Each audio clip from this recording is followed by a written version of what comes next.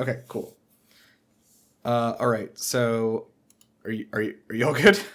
You look nervous. Yeah, I'm good. Okay. Hey everybody, welcome to Animal Genius World. This is Nirav, and I'm your common host.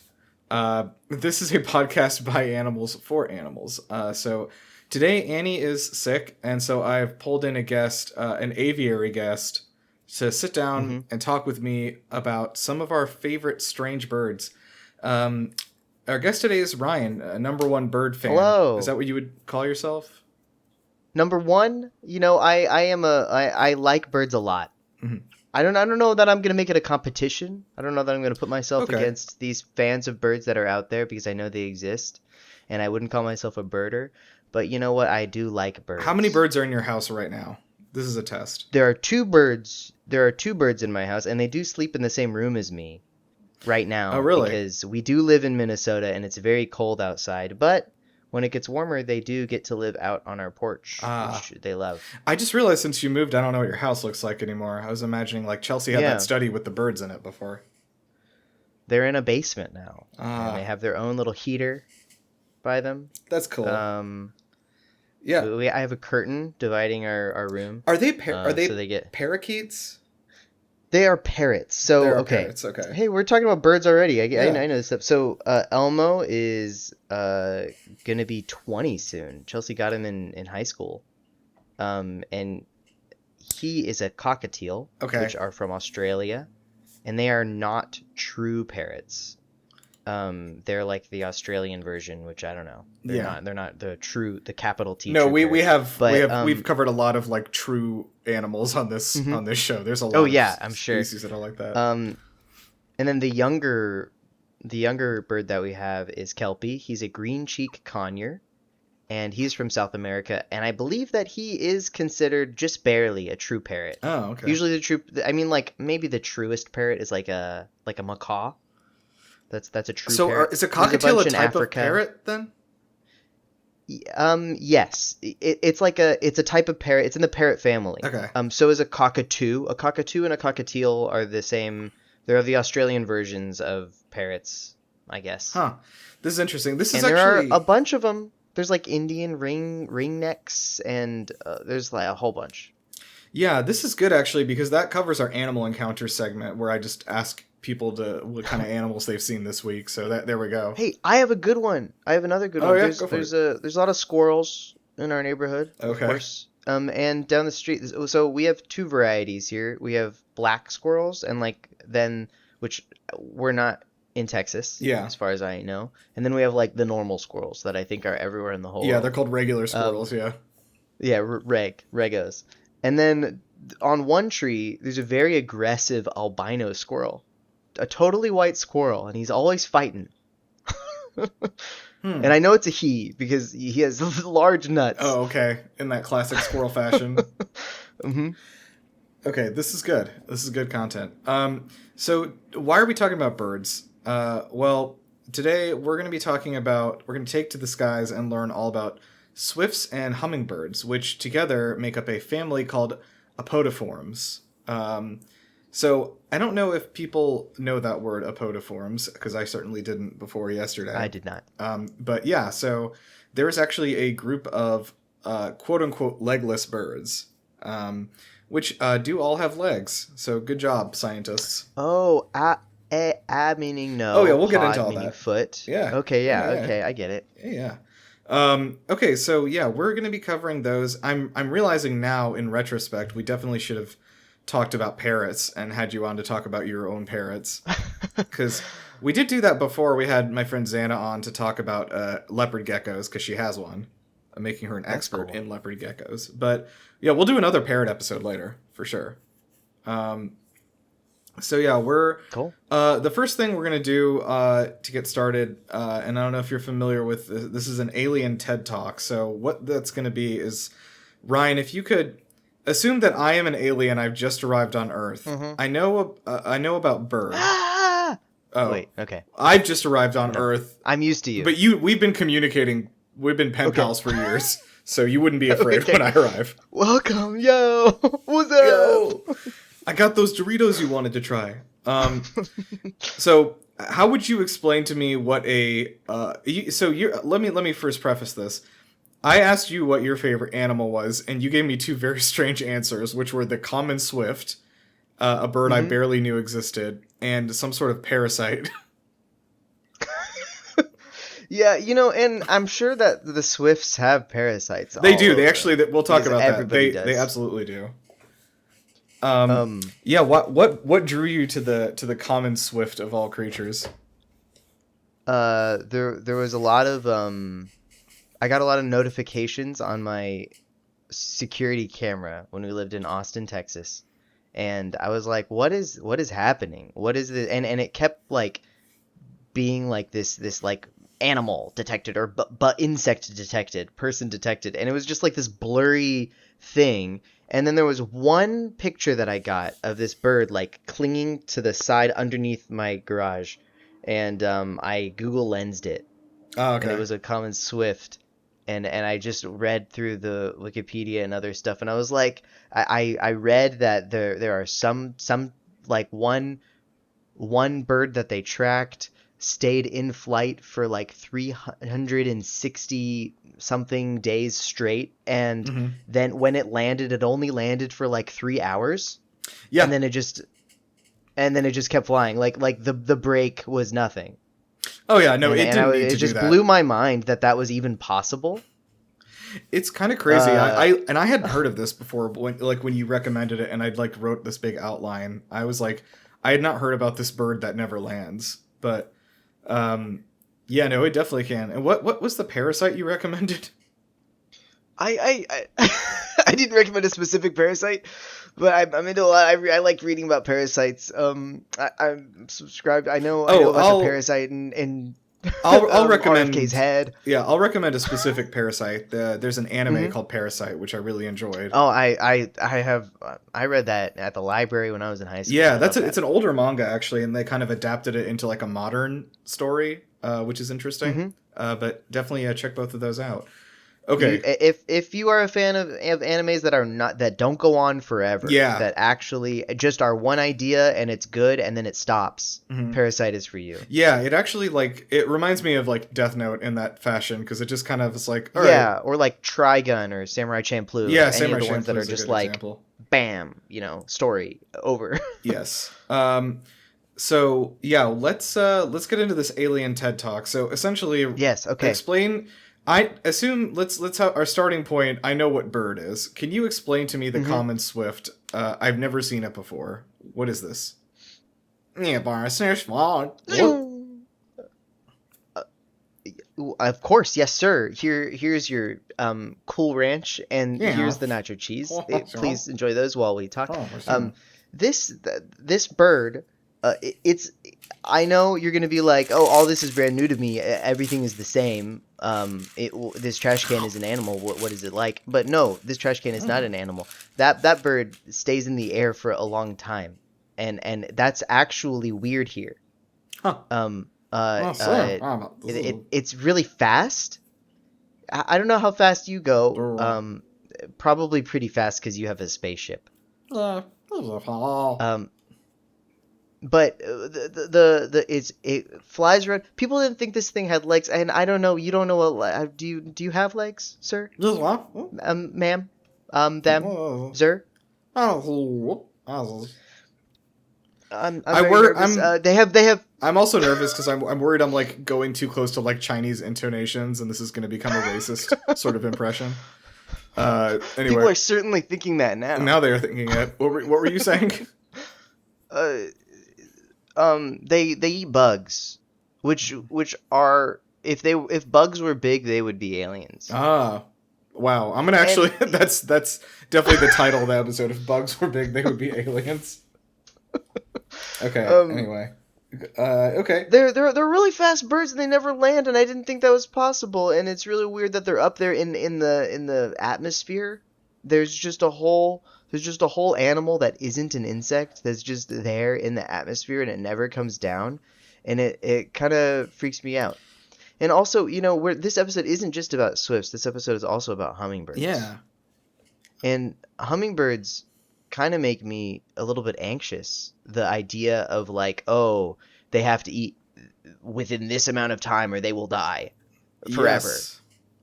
Like that, it just fills me with a vague sense of anxiety. Like they live their lives at 150% all the time. It's too much.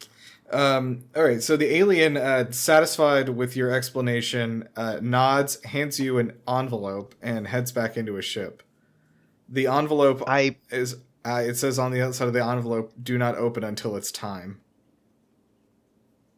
Okay. I'll wait until I'm sitting on the toilet. All right. So I think that let's jump into like appearance of these creatures. So like I said, we're going to be kind of doing a double-hander this time on the swifts and the hummingbirds. So just to get ahead of this and explain why they're grouped together, these things are called apodiforms. There are three technically families within this family, which are swifts, tree swifts, which are different for some reason, and hummingbirds. Those three are very, very closely related and have evolved in similar ways and have similar body structures and everything. They got a common ancestor we'll talk about later on. But essentially, the other thing that unites these three types of birds is that they all appear to not have legs. That is not actually the case. They do all have very minuscule legs and talons, but the way that they are tucked into the body when the bird is flying, they appear to not have legs, which we'll get into. So it's a small, sharp-winged bird with minuscule feet that can't be seen when it's in flight, which is all the time. So, as we were talking about, they don't typically like to land. They don't really seem to care about doing it. So this is interesting. I was actually thinking about doing swifts and swallows together, but it turns out swallows have no relation to swifts besides the fact that they are both birds. They're actually as far apart, literally like as on like a phylogeny chart, they are as far apart as possible while still both being birds. Wow. But they are an example of convergent evolution because they live in the same areas, have the same behavior patterns, so they just evolve to look very similar to each other in the end. That makes sense. Yeah, we've learned now that's a vocabulary word, convergent evolution. That's very cool. Mm-hmm. What were you saying? I was just thinking about how sometimes you see a post of like a bird eating another bird on like a nature sort of place, and I feel like there's such a common comment when a bird is eating another bird. It's just like cannibal bird. It's like, dude, you're like 80 times more related to a cow and a pig than that bird is to that other pig. Yeah, you're at least 35% bird. Like, no doubt. Yeah, I'm like, yeah. Anyway. So people, of course, will know what a hummingbird is, although maybe they won't, because I was surprised to find that they basically only live in South America. They will, during the warm months, make their way up to North America, the southern part, but they don't live anywhere else in the world. Uh-huh. So what do we think hummingbirds are? What do you mean? Wait. They're only central and south. Wait, so like the hummingbirds that people have feeders out all over in the north, they're just only there. They don't live there. They leave. They're only there for the warmest months. Yeah. I thought you were saying that those aren't actually hummingbirds. Oh no, that's not what I was saying. Okay. I was just saying that like hummingbirds literally only live in the Americas. Like they are not found on any other continent anywhere. I had no idea. Yeah, I didn't realize that. So hummingbirds are the smallest warm-blooded animal, and they are also the smallest bird. So 2 trophies for them. They come in a variety of colors, and this was mind-boggling. There are 350 distinct species of hummingbird. That's so many. For such a small area, too. Yeah, it's crazy. They have, and I didn't realize this, that like hummingbirds are actually a pretty core part of a lot of Mesoamerican cultures. Like, we'll get into it at the end there, but like the Aztecs, like the hummingbird was like a central figure for them. There was a lot of stuff going on, but like even to this day, you'll find a lot of artwork in Latin America, even from olden times, ancient times, is based around the hummingbird, etc. It was a very, very important creature for them because it sounds like they're fucking everywhere down there. I mean, the hummingbirds are just like mesmerizing. Yeah, no, for sure. There's nothing else that moves like I that besides like a dragonfly. I can probably count the number of times I've seen a hummingbird on one hand. Like, I don't think I see them that often. But like they are very, very cool. They've got tiny blade-like wings that enable helicopter-like flight in any direction on a dime. So they can move on across any vertice at any time without like stopping. Which is, I'm sure you've seen them like flitting around, if you've seen them before. They do have tiny little feet. However, these are used only for perching momentarily or for nest building, but they are also used as thrusters for takeoff. So, yeah, we're talking about a pretty wide family of birds today that are technically called apodiforms, which is the Greek word for footless. I thought that, when I read that first, I thought it said footloose, but that's not true. So the genus name of these creatures is Apus, A-P-U-S, which means no feet. No feet. So the legs of these creatures are largely useless. They are estimated to be about 20% as strong as the legs of an average bird. And they're very tiny, so without close examination, it appears they don't have any feet at all. Swifts were named for their quick flight speed, obviously. Hummingbirds are named after the rapid flapping of their wings and the humming sound they make. So this was funny. The scientific name of the common swift is Apus apus, which just means no feet in Latin. So, wait, okay, hold on. Just one... Why... Okay, alright, these birds are from Central and South America, the hummingbirds, yes. Right? The Greeks are not the ones that thought they had no feet, right?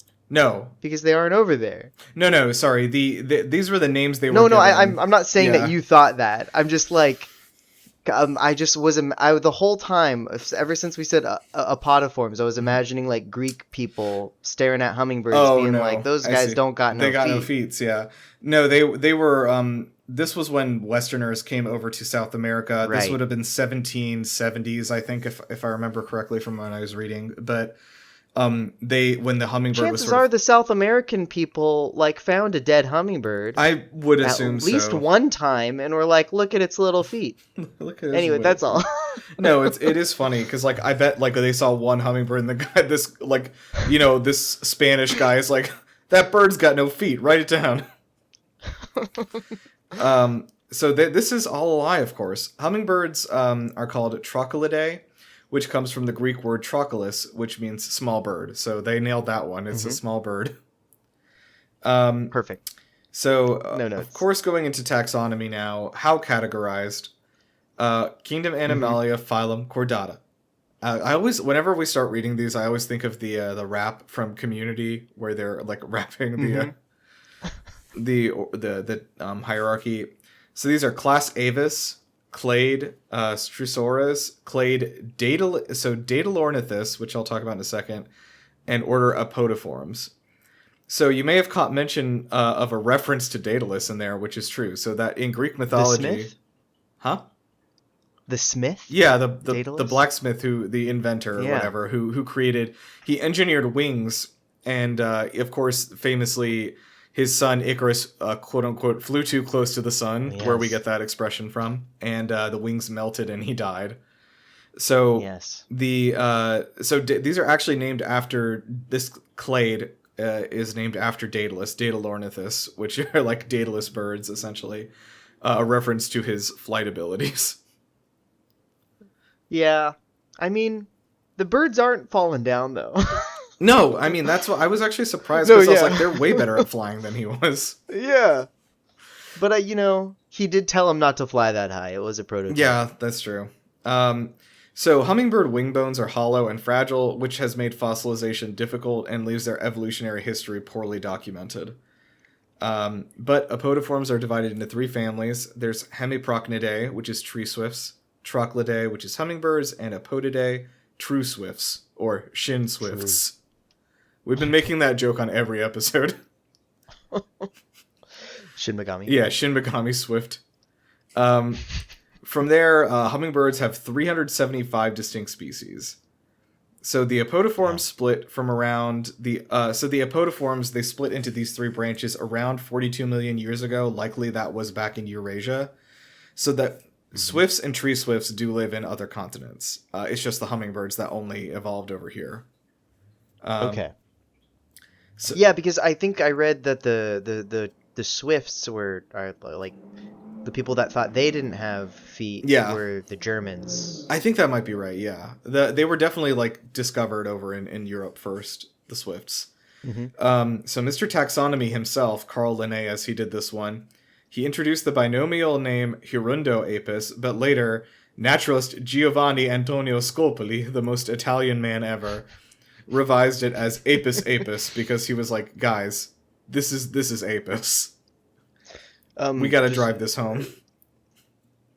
Off topic, but a little relevant. Yeah. Whenever I feed my son spaghetti, I have taught him to go, and he does the pinched fingers, and he goes, "Gabagool, I'm an Italian." God, wait, how old is he now? He's 2.5. Okay, that's like too young for him to be referencing the gabagool.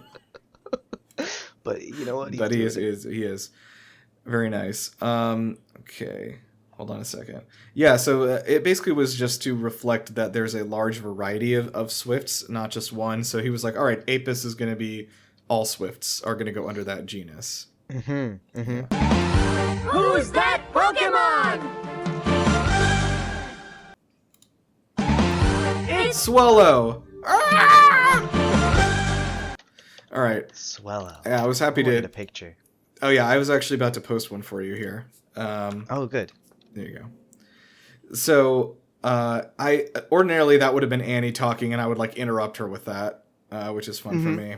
But so Swallow's a normal flying type Pokemon from the Hoenn region, so it's from Ruby and Sapphire. It evolves from Tailo, which is also just kind of a small bird. So Swallow is also kind of just a bird with no special powers or qualities. Wow. Its design is it's a combination of the barn swallow, the welcome swallow, and the tree swift. However, they have based its behavior on the swallow-tailed kite, so it's a predator and can reach high flight speeds quickly. This was actually probably the most interesting thing. So the tail feathers are actually a pair of katanas, because its signature move is called Aerial Ace. That move, Aerial Ace, was actually a translation of a Japanese sword technique called Turning Swallow Cut, which is based off the flight patterns of the swallow. Wow. That was from the Edo period, from the swordsman's swordmaster Sasaki Kojiro. So that move is performed with two katanas, and that in turn inspired the motion of was inspired by the motion of the swallow's tail in flight. So we've got a nice loop there. Nice. Yeah, I think this one, it's a cool design, but I think it is definitely one of the like more like that's just a bird ones. Right. Really, what's really funny, like Lindsay. Is it a normal type? It's normal flying type. Yeah. Okay. Lindsay has just started playing Scarlet and Violet on the Switch 2, where the game runs, and she's playing Scarlet, I think, and this is her first like real Pokemon game, like main series game. And she's found a lot of fantastic creatures, but the only one that she seems to like or care about is Flamigo, which I don't know if you've seen, but it's a flamingo with no special qualities or powers. Flamigo. It's just called Flamigo. Also, it's flamingo without an N. Oh yeah, it's just a pink flamingo. Yeah, it's not even a funny color. But she loves it very much. Its beak isn't even sharp. It has like a round little ball. Yeah, it's whatever. Anyway, yeah. So I mean, what I'm trying to say is that this is somebody's favorite. It's got to be. It's a fighting type. It is a fighting type, which is cool. It kicks. I don't know if you remember hearing about this, or if this is even something that would ever come across your radar. Probably not. But the Pokemon Company did like a survey across the world that ended up having like 300,000 participants or something about like what is your favorite Pokemon, and there was only one Pokemon that nobody picked. At the time there were like 800 of them, and there was only one that not a single person picked. And it was Cascoon. Do you know Cascoon? Cascoon.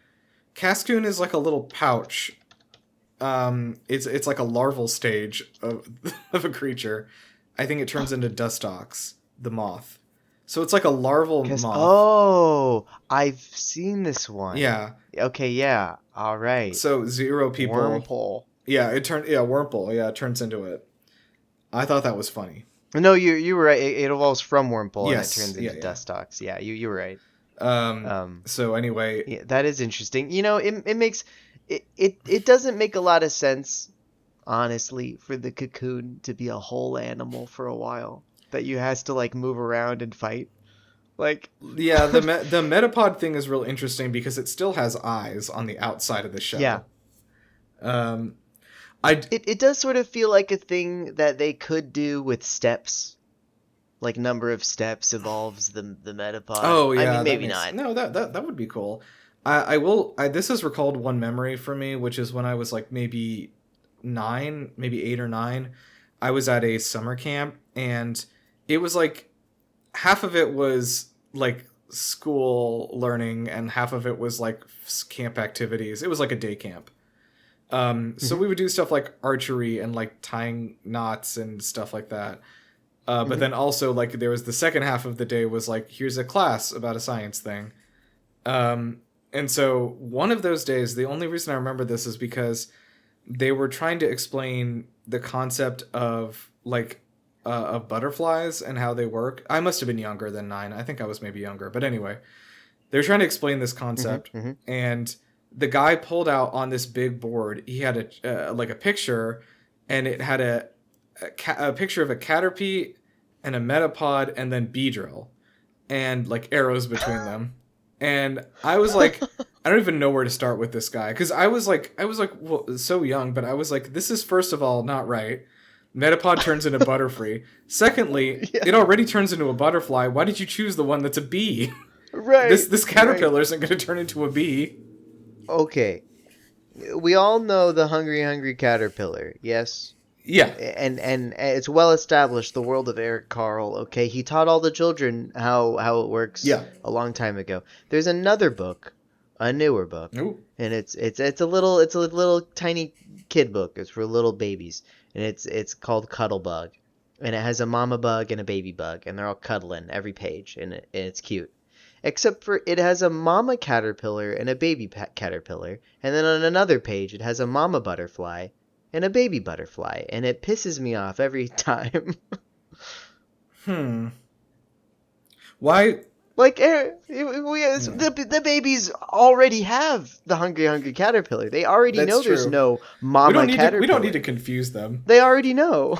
Anyway. Sorry, that I know we're off on another tangent here. I always thought this was so funny. One of my favorite podcasts, Story Break, which has ended, but it's the guys who do Dungeons and Daddies. It was their old podcast, but they did one episode where Matt was having a baby, and so they were like, we're gonna write her a children's book, like picture book story, this episode, and they're like, I think it was Freddie who was like, oh, we should, because it was called The Squishy Octopus, and it was about a like little octopus who was messy and like kept shooting ink everywhere, and Freddie's like, oh, we should like write this in second person. And Matt was like, no, she's not going to know that she's a human for like 3 more years. I don't want her thinking, I don't want a book telling her she's an octopus. That's good. I think and that's fair. That's good to know. That also, I still, I'm doing so many tangents, but this is funny. This is probably one of my earlier clear memories when I was in kindergarten. I remember us all going around the room and saying like what job we wanted to have when we were older, you know? And this stupid ass kid next to me raised his hand and was like, I want to be a whale. Just completely genuinely. Nothing holding him back. And I remember at the time I was like 5 years old and I was like, this guy is so stupid. Maybe today his dreams have come true and he spends a lot of money on mobile games. Oh shit, that might have been what it was. He did look kind of dumb, so maybe he does spend a lot of money on mobile games. I'm the best in the world at Gotcha Street Fighter number 83. Akihabara Booby Pirates 69, where I get new anime girls in chests. last little tangent. We are on the topic of Uh-huh. Pokemon just for a moment, and last time we spoke, I had not started the Sujimon part of the game. Yeah. And now this time we talk, I'm completed. I'm a Suji master. Excellent. I am rank, I don't know, 20, and I'm trying to get the last ability on the Suji style. For those not understanding what I'm talking about, this is Yakuza Infinite Wealth. Yeah. You get to play a Pokemon mini. It's pretty much an entire... You get to take turns doing that one, and then the Animal Crossing mini game. That one is so much fun. Okay, so that Dondoko Island, the Animal Crossing one, yeah. I kind of saved it till after I finished the main game, and then I spent like I think 20 hours before I had finished it. Like, it was really, really long and great. I wouldn't even call it a mini game. It's its own. Yeah. But I built like Side this fully functioning quest. society, and I was like, "What am I Side doing?" adventure.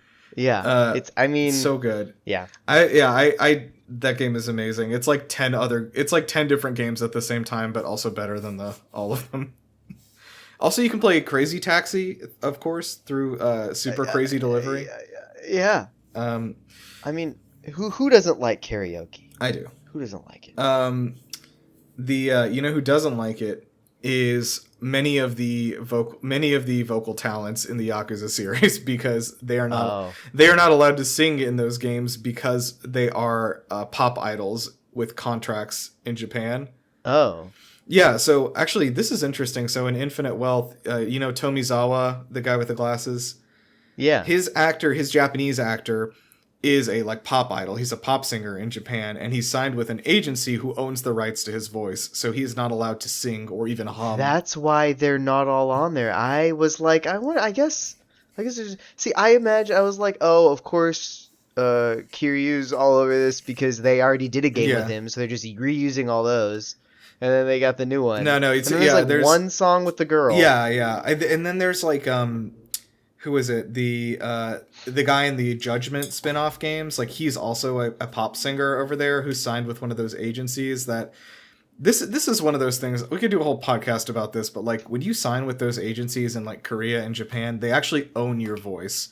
They own the rights to your voice. And that's really, really fucked up. Anyway, K-pop Demon Hunters. So let's talk about the evolution. How did we get here? So that thing that we call hummingbird today originated in South America, with its last common ancestry, the OG hummingbird, being around 22 million years ago. So that was about when they started to split into 375 different ones. Hummingbirds have rapidly and distinctly changed between individual species. There are up to 140 species of hummingbirds existing in the Andes right now, like at the same time, coexisting. That's so many. Do they have really short lives? That's a great question. You know, I didn't see that come why up, they but let me split look. so fast? They do seem to interbreed a lot in a weird way, from what I kind of was getting. So that's why the number of species and like the distinctiveness of the species seems to be like shifting constantly. Hummingbird lifespan. I'm gonna take a bet and say 2 to 3 years. Wow. 3 to 5 years. I mean, that's I'm used to, like, the birds that we have are gonna make it past. You have the longest living birds that there are, though. I think.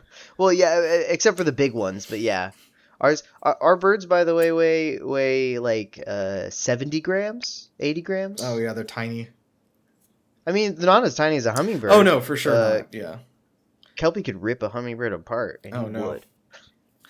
No, he's nice. He says "Hey chicken" to me when he says, he bobs his head up and down. And he says "Hey chicken, hey chicken, hey chicken," and then I give him an apple core, and he goes to town on it. Nice.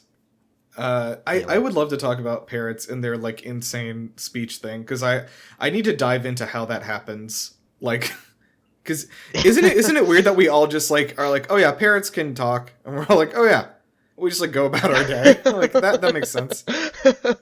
Yeah. Yeah, it's kind of weird. So all these hummingbird species are specialized nectarivores. They've co-evolved with some 7,000 plant species and ornithophilous flowers. So that means that the first plant clade to co-evolve with hummingbirds, this isn't important, but basically, let me just re-summarize what I said in plain speak. there's a cycle of hummingbirds and nectar producing flowers. They benefit each other in such a way that they have evolved over millions and millions of years to keep each other going to the best of their abilities. So the coevolution is that there's like the morphological, which means like the body parts of the hummingbird. So we've got the long bill, we've got the bill curvature, the small body mass.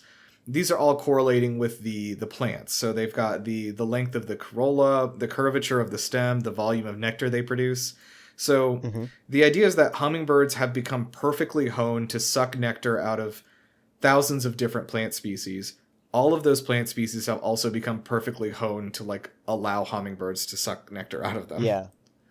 And they want to keep other stuff out so they have like deeper, longer flowers that only the hummingbird beak can get in. Is that what you're getting at? Yeah, exactly. I don't think I wrote this down, but I think I saw it was estimated that a full 25% of the plants that hummingbirds like feed on for nectar cannot be fed on by anything else because they have evolved in such a way that like no insects can get in there.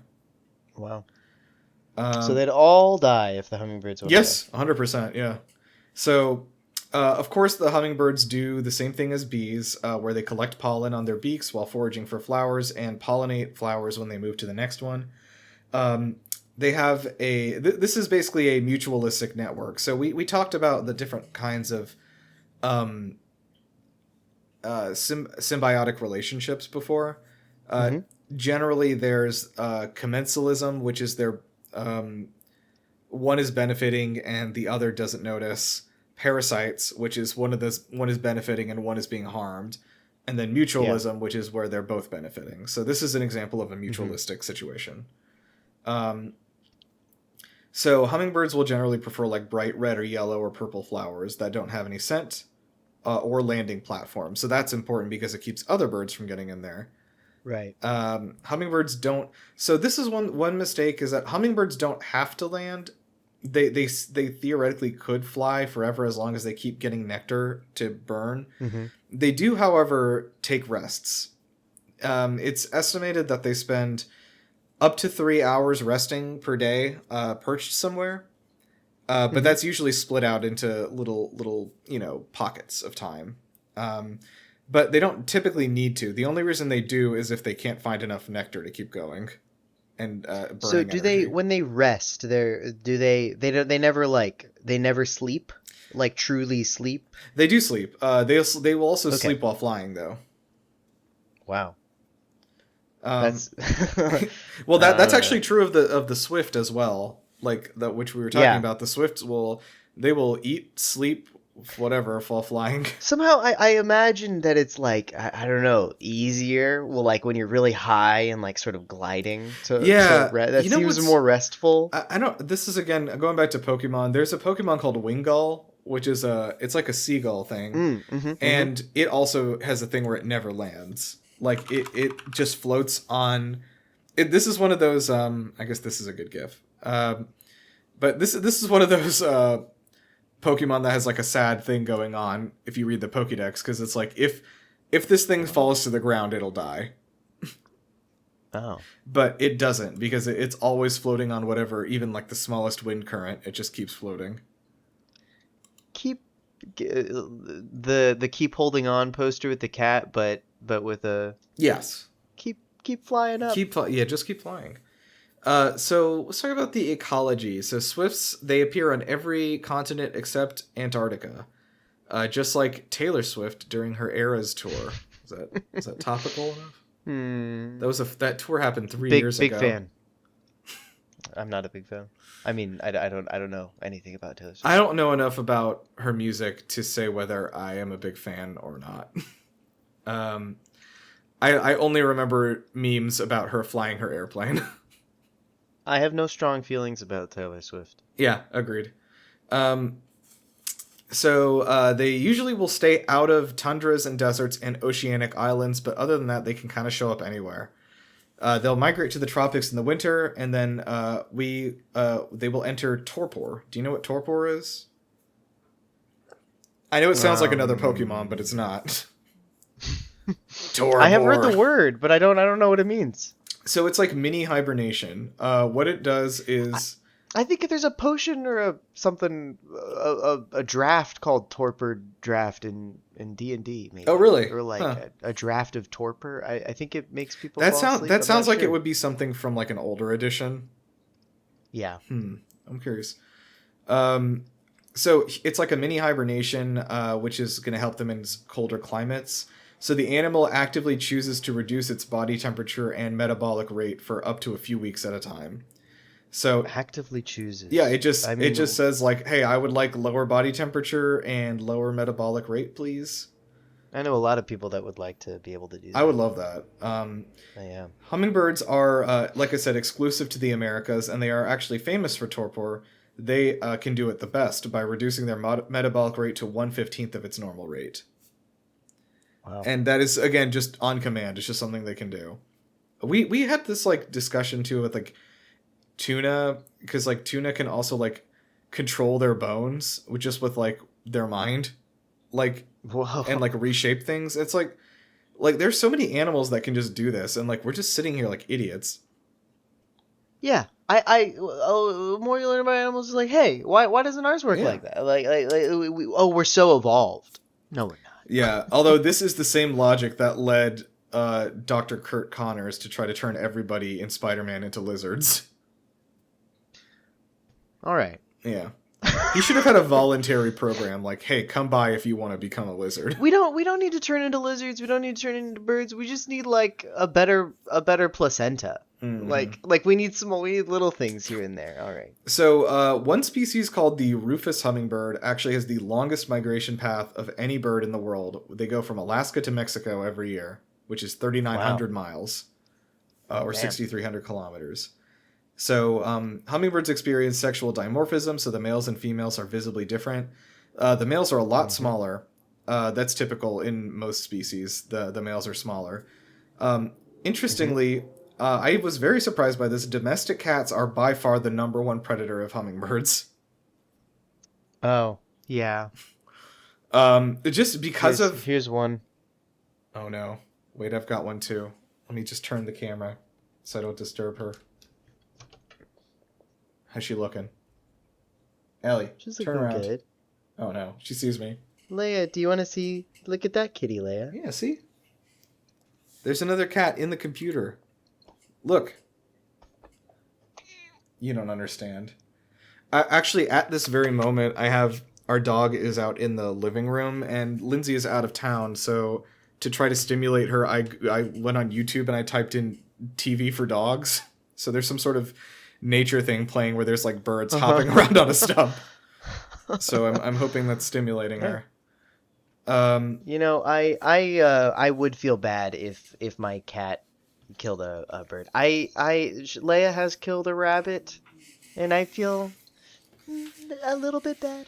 But I would feel a lot more bad if she killed a bird. I can see that. My old cat, when I was growing up, his name was Colin, but he definitely more than one. He was like an indoor-outdoor cat, so he definitely more than once, like, you know, brought us a dead bird as like a gift and like dropped it at my mom's feet and was like, "Look, I did good."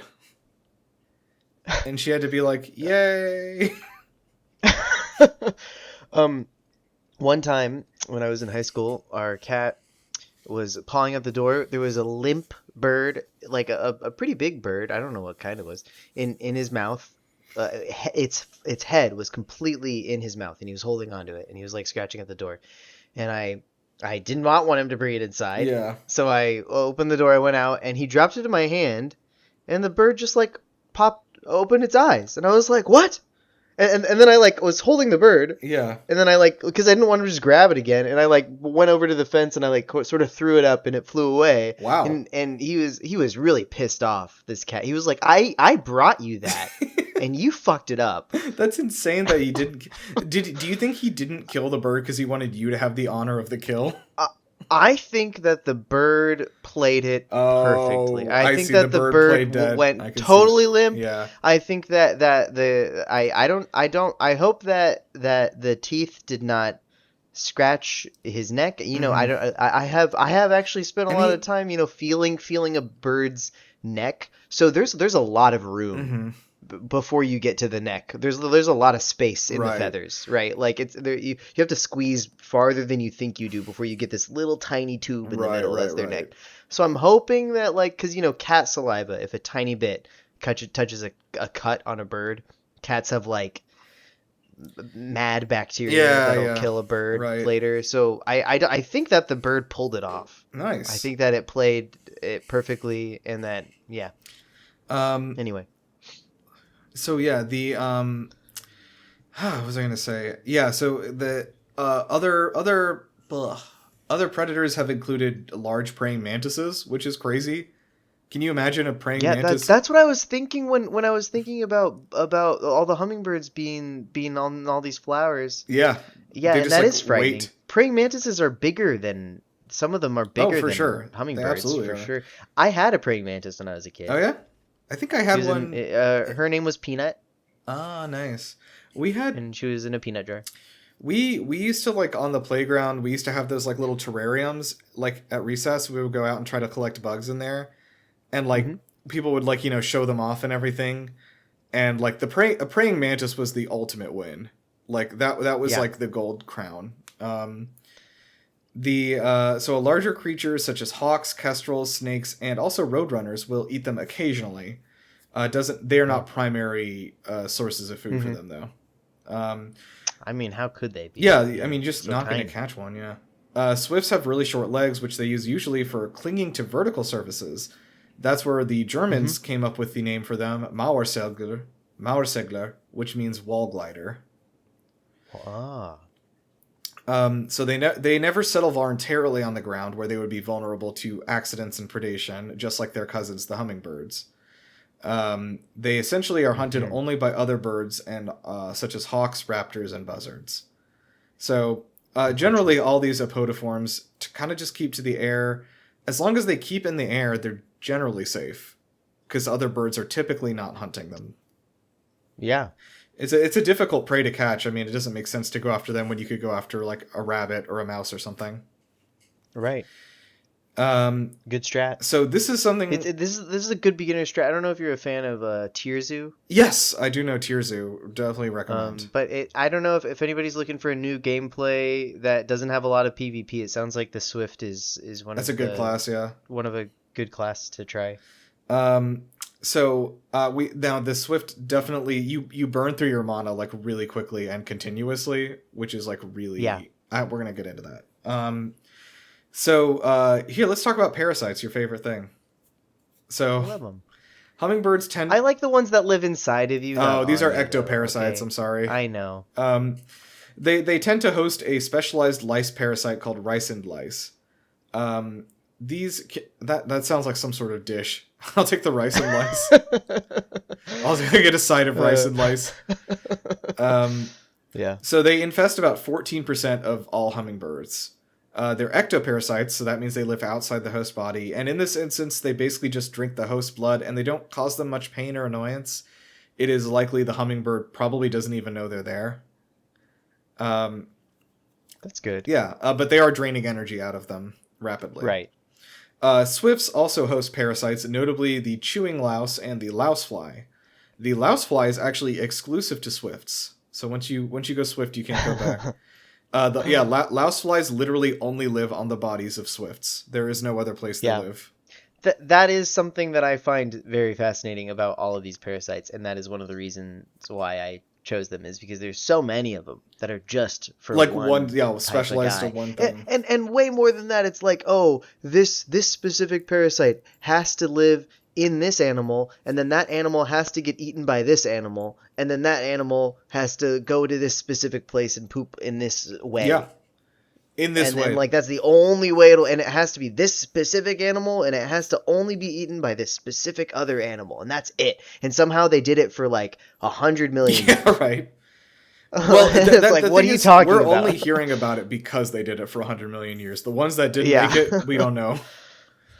Oh, the only reason they're successful is because, like, there's a 100 trillion that don't make it. Yes, yeah. It's like indie games. Oh, now I'm sad. Yeah. Okay. Yeah. So, what do they eat? Hummingbirds are pretty much entirely nectarivore. I wanted to say nectivorous. Nectarivorous. Nectarivorous. Nectarivorous. Nectivorous sounds like some sort of emperor on Dune. But they're the most specialized feeders among birds. So they literally only eat nectar. They're also the only bird which primarily subsists on nectar. So like I said, we've got those long probing bills. They suck up that good stuff. They have the most sophisticated flight of all birds also. They can do true hovering, which is beating their wings in such a way so as not to move even a millimeter. That's crazy. They can extract. Also, this is really cool. Once they eat the nectar, they can extract 99% of the ADP energy from the glucose they've consumed in a matter of minutes. So they are burning. They are processing it fast. Like, just for reference, And they have to. yes, they have to. Right? Yeah. Well, yeah. So, yeah. Basically, let's get into that part, which is that. Oh, here we go. So this also is important. What a machine. Yes, they're literally my body is a machine that turns glucose into hummingbird flight. Wow. So hummingbirds tend to supplement their nectar diet with tiny insects for protein, although they need startlingly little protein to survive. It needs to be just 1.5% of their macro intake. Wow. Which means they would hate the current trend of like putting protein in everything, I guess. Yeah. I saw protein popcorn the other day at the movie theater, and I that was the end of it for me. Disgusting. There's no way. There's no way, dude. I mean, and beyond that, there's like, edamame beans have been there the whole time. You can buy frozen edamame beans for forever, and they've been like no money the whole time, and they're like more protein than the highest prime beef you could ever find, per calorie. They're more protein. And now, because protein is such a big deal, now there's like protein like advertise like on the bag. It's like high in protein, and now they cost more for no reason. Like, you could have just bought them before. I think you guys. I think the most any food could be of its time right now is if I were to find high protein Dubai chocolate. I bet it's out. I actually had some for the first time the other day, and I was like, "Oh, this is pretty good." Not enough to pay for it though. I've never. What makes it different? It's literally just like pistachio, like it's like the pistachios cooked into the chocolate when they make it. Basically, that's it. All right. There's not anything else going on. Okay. Yeah, it's just it's. I hear Dubai, I vote it down. Yeah, in my mind. I think they literally named it that to make it sound like it was an expensive exotic thing. Where I don't know. I do hear Dubai, and I have a negative reaction, so maybe it didn't work. Yeah, but we're not the target audience. No, definitely not. So, okay, here's what we've been hinting at, which is that hummingbirds have to consume twice their weight in nectar every day to stay alive. So yeah, the hummingbird gameplay does not seem relaxing. It's not relaxing. It is a high maintenance class, and you're basically every second that they're alive, they are beating their wings at a rate so fast that you literally can't see them. And that is draining energy out of them like crazy, obviously. And so they have to keep drinking nectar. However, the nectar, there's only a limited supply of nectar, which is why it is difficult for hummingbirds because they have to know exactly where all the nectar is. And we'll actually get into that in a little bit here, but they have a fascinating thing going on. Oh, actually, it's right here. So they have an overly enlarged hippocampus in their brain. The hippocampus is the part, tiny little brain. Yeah, it's the part of your brain that deals with spatial awareness. Because they need to feed constantly, hummingbirds can make perfect permanent maps in their heads of all food supplies in the area. So they essentially have like photographic memories for spatial awareness, so they can know exactly. I think I remember reading that they have favorite flowers. Yes, that they do. They do. And they're a bit territorial for other hummingbirds if they have claimed a flower. I think. Or maybe some of them. I think maybe, yeah. There's hundreds of species. So everything you just heard, ignore that. Swifts will eat whatever insects they find. That's the end of the story. There's nothing else to it. The Swift gameplay does seem superior, and the Hummingbird gameplay seems like a clicker game where you never get automation. It's an idle game, yeah. Yeah, well, it's not an idle game. Oh, it's it's not. clicker Wait, game. you were saying a never clicker. get- Oh, so you have to click Yeah, each like a time to clicker keep game. beating your wings. Clicker games Oh, no. usually get automation at some point, Yeah, that's but true. the Hummingbird does never. They got to keep doing it. Okay, so behavior. The call. This was probably the most interesting thing. The call of the common swift is a loud scream in 2 different tone pitches at the same time. So I have seen 2 different. Okay. right. So it's emitting 2 different pitches at the same time. But I usually can do this while whistling. Oh, okay, I heard it. I don't know how to do that. But they do that like Gregorian throat singing too, where people can do like multiple tones at once. I don't like it. So here we go. So swifts will often form screaming parties on summer evenings, where 10 to 20 swifts will gather in flight around their nesting area, calling out and being answered by nesting swifts. Larger screaming parties are formed at higher altitudes, especially late in the breeding season. I mean, the Swifts are selling me again and again on their gameplay. It sounds really fun.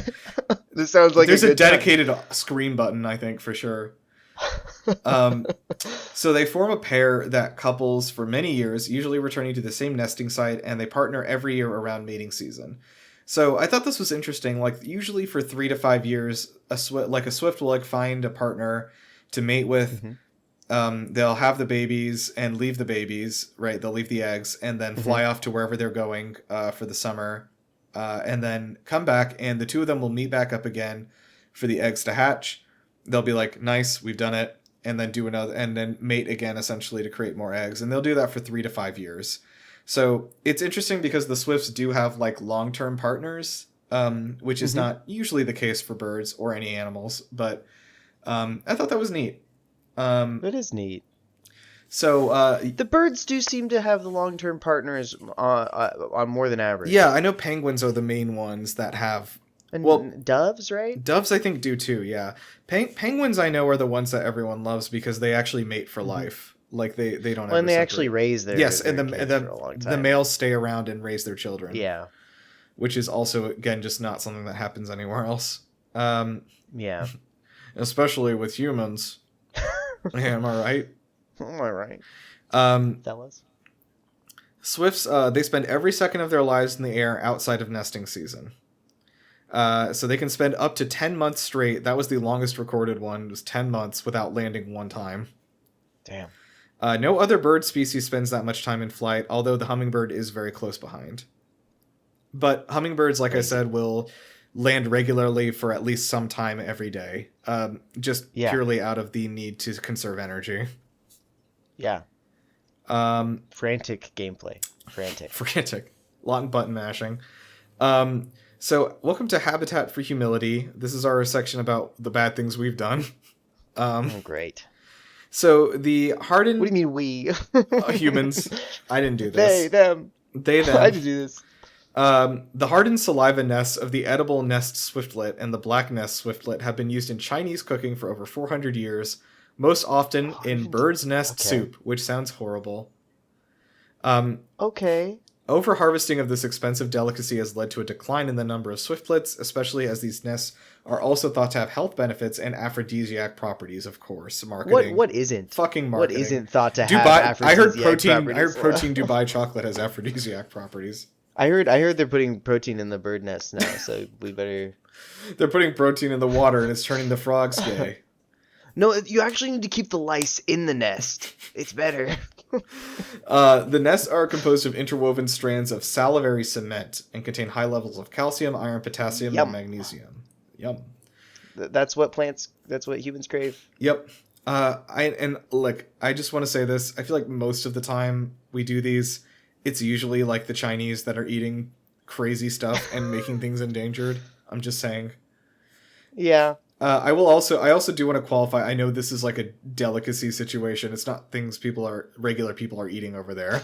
Yeah. It's fucking crazy billionaires. When you turned it into a market. Yeah. You know. You sell people on the idea that if you eat this, you will be fancy like me. Yeah. Yeah. So according to the International Union for Conservation of Nature, The threatened species list in 2026, there are currently 8 hummingbird species that are critically endangered, 13 are endangered, 13 are vulnerable, and 22 are near threatened. However, if you add that up, that still means that there's about 300 that are totally fine. Yeah, I was gonna say like that sounds like if that was any other animal that I didn't just learn how many different, that would be shocking. But I'm like, hey, that's not bad. Unfortunately, in the last few years, there were 2 hummingbird species that did go extinct, which were the Brace's emerald and the Caribbean emerald. So, I don't know, pour one out for those guys. You did say that they crossbreed often, so I would like to just hold the thought that some of their children stay with us in inside the other species. I like that. That actually is where we talked about last episode. We did the American bison, and that is basically true. The thing that we call a bison now is actually not just a bison. They all are. The entire bison. They got cows in them now? They have been for a long time. The thing is that there were so few bison, they literally couldn't breed enough of them, and so the only way to bring back the bison was to breed them with cows. Are they markedly different? Nope. Than they used to be? Wow. Yeah, there's a word for that. There's a word for them that I had forgotten that was like, Catalo. Yeah. Catalo. Yeah, that is. I never knew that. There are 2 herds of true Shin Megami bison like left in the world. But there's literally only 2 tribes of them. I don't think I'm too far from where the bison No, are. you're not. Yeah, they're in Montana area, but they also do reach all the way out to Minnesota for sure. Okay, so let's see here. Endangerment is due to what else? Habitat loss. Yeah. We did that. They have had to severely alter their range for food in the past few hundred years. They also are suffering from glass collisions, cats, and pesticides.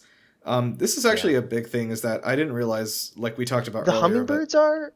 Or this is suffering hummingbirds. from glass? Okay. Yeah. I actually didn't consider that the hummingbirds are going fast enough for the glass to hurt them that bad. I don't know. No, I don't doubt that it's happening. Yeah, I've seen a lot of dead birds in front of big windows, and you know what? My grandma never did anything to stop it. Yeah, so there is a special type of glass I see people trying to push that like creates like reflections that will like signal to birds that there's a thing there. Mm-hmm. But I don't think it's catching on. Yeah. So, good news, there is one species, Anna's hummingbird, that has actually increased its population by a huge amount since 2010. They are staging a takeover of Canada currently. Wow. Moving farther up north than they usually do. So these are cold weather hummingbirds. From Frozen? Anna's? Yeah, that definitely was what it's named after. So Anna's hummingbird. Mm-hmm. So we'll close out with our cultural impact here, aka the lore. So, in medieval Italy, swifts, rondone, were encouraged to nest in towers and buildings using rondonare, holes which were left in the wall and special constructions under the eaves of buildings. Young birds were harvested for eating, but there was a rule that you had to always at least leave one in the nest. So, I guess a win for conservation there. So... Aztecs, as I said before, the hummingbird was very integral to their culture in the way that we talked about with the buffalo last week, where they were very integral to the culture of many Native American societies. So the Aztecs wore hummingbird talismans. There were artistic representations of hummingbirds made from actual hummingbird parts. These were emblematic for the properties of vigor, energy, and propensity to do work, along with the sharp beaks that symbolically mimic instruments of weaponry, bloodletting, penetration, and intimacy. Hooray. Well, I imagine like a needle sort of... It's a phallic symbol. Well, I was more like the use... When you were first talking about how hummingbirds were so tiny and they have such specific, like, long beaks... Like, you know, it seems like you could use them as some sort of like needle, like hypodermic situation but I wonder if they did, honestly. So, hummingbird talisman, like bloodletting here. Oh yeah, sort of. So I was saying that they were used to mimic the like bloodletting things.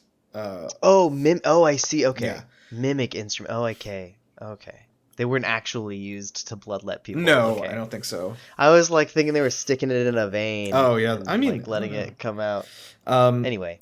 Yeah, so hummingbird talismans were prized as drawing sexual potency, energy, vigor, and skill at arms and warfare to the wearer.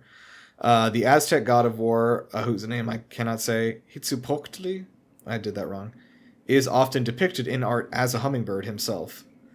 Aztecs believe that fallen warriors were reincarnated as hummingbirds. And the Nahuatl word Huitzil that translates to hummingbird, based on that god. So in Trinidad and Tobago, first of all, they call themselves the land of the hummingbird. They have a hummingbird on their coat of arms. It's also on their 1-cent coin. And it also is on their national airline, Caribbean Airlines. The Hummingbird Medal is awarded to individuals for significant contributions to the country. Wow. Yeah. I assume that they have a lot of hummingbirds there, but maybe it's just like an average amount and they're just like really they're like really into it. One other thing I remember reading that I didn't write down is that the you know what, this wasn't important because she lost, but in 2016 Miss Ecuador dressed as a hummingbird for the Miss World pageant or Miss Universe pageant, whatever it's called. And her dress was like the Hunger Games, like she was like a hummingbird. Because it's a national symbol in Ecuador. Yeah. Nice. Also, just one thing, that sign that they make in the Hunger Games, that's the Boy Scout oath sign. It's the same exact thing. Oh, is it really? Yeah. That's been the Boy Scout thing for 100 years before they used it in the movie. Well. Anyway, so yeah, that is what we've got for our legless birds episode. So usually we have animal fun facts. I don't know, Ryan, did you bring any fun facts? We were talking about praying mantises earlier. I have a fun fact about the praying mantis. Well, okay, first of all, I did say that I had my praying mantis was named Peanut because she was in a peanut jar. Yes. But I did not. I just want to specify I did not keep her in a peanut jar. I went camping and there was an open peanut jar, and inside of the peanut jar was just a praying mantis had appeared just in the. I don't know how. I assume it was flying around and just sort of fell down.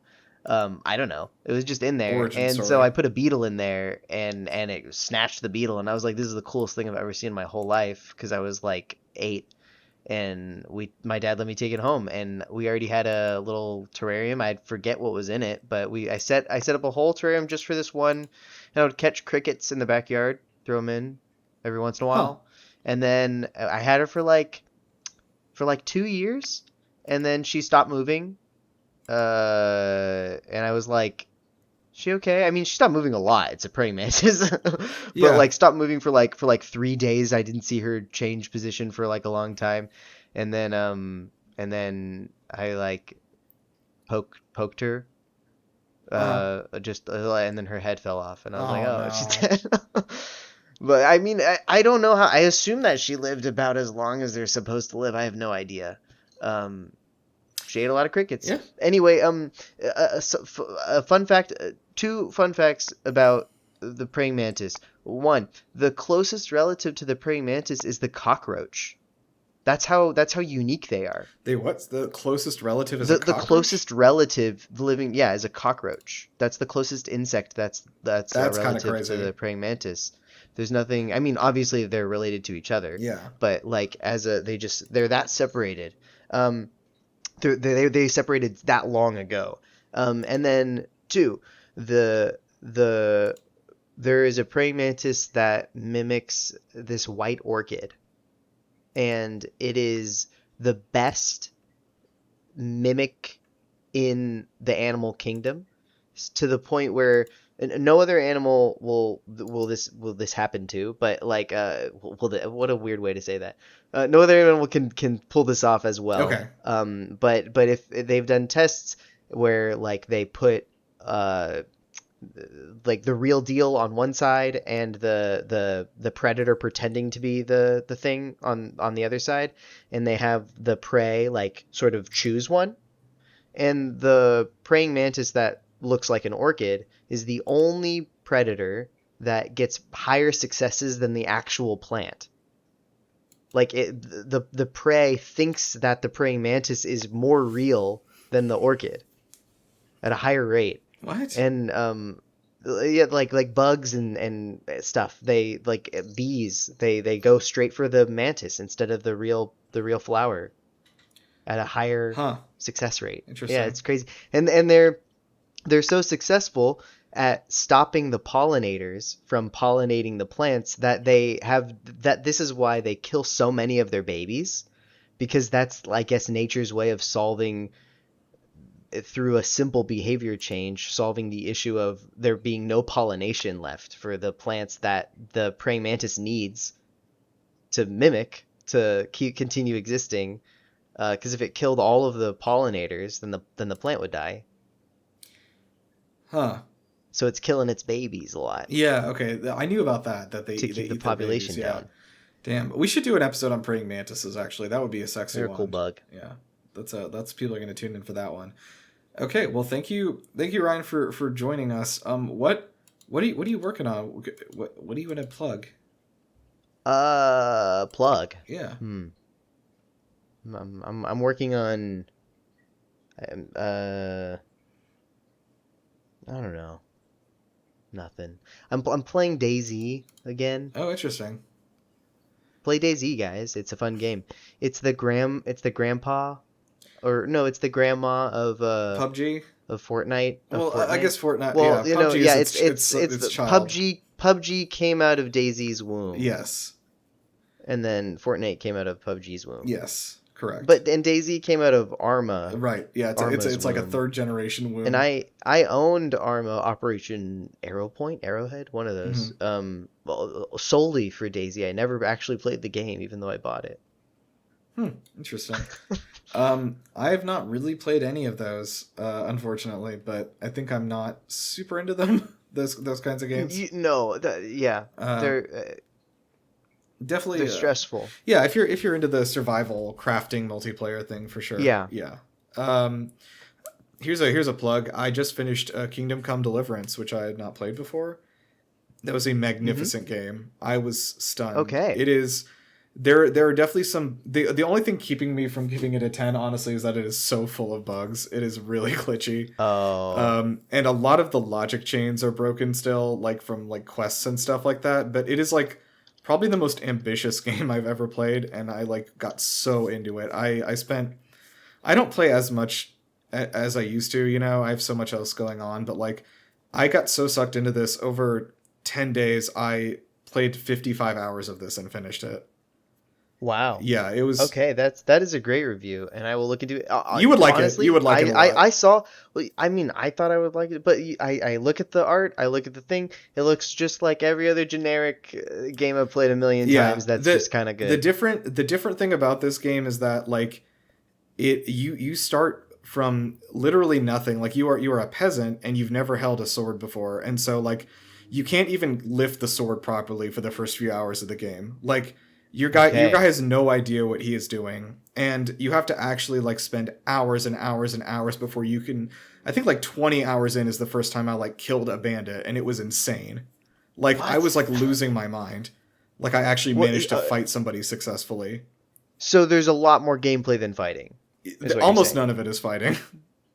Okay, wow, all right. I thought it was like an action RPG. It is technically, I think you would have to classify it that way, but there's so much RPG systems going on. Like it's a very like it feels like a classic RPG just put into like an action form, kind of thing.